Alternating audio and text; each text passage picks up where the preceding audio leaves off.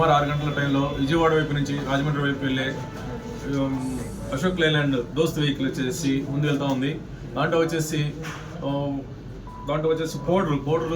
Powder packets వచ్చేసి పైన పెట్టి కింద వచ్చేసి 7 బాక్సుల్లో ఒక్కొక్క బాక్స్లో ₹1 500 నోట్లు కట్టలు పెట్టేసేసారు. 7 బాక్సుల్లో 7 కోట్ల రూపాయల డబ్బులు ఉన్నాయి. ఈ పైన వచ్చేసి మనం ఏదైనా చెక్ చేసినా కానీ తెలియకుండా వచ్చేసి పైన వచ్చేసి ఒక పౌడరు చుట్టుపక్కల వేసేసి మధ్యలో పెట్టారు బాక్స్ ఈ డబ్బుల్ని.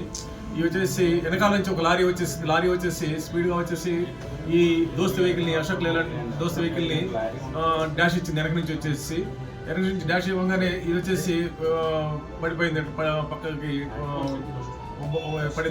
పడేసరికి ఒక బాక్స్ వచ్చేసి పౌడర్ బాక్స్ తో పాటు ఒక బాక్స్ వచ్చేసి డబ్బులున్న బాక్స్ వచ్చేసి కింద పడింది. ఆ కింద పడిన దాంట్లో మన హైవే మొబైల్ వాళ్ళు వచ్చేసి చూస్తే డబ్బులు ఉన్నట్టు కనబడితే వెంటనే ఫ్లయింగ్ స్క్వాడ్ వాళ్ళకి పిలిచారు. తర్వాత మన సీఏ గారికి ఫోన్ చేశారు.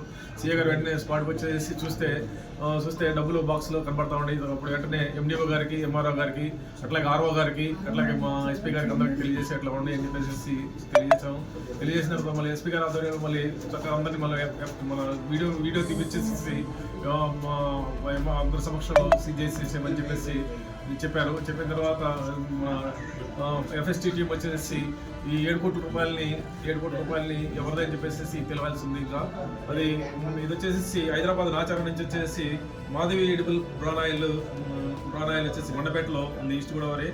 అక్కడికి వెళ్తా ఉంది. ఇది ఈ వెహికల్ అక్కడికి వెళ్తుందని చెప్పేసి బుక్ చేస్తున్నారు.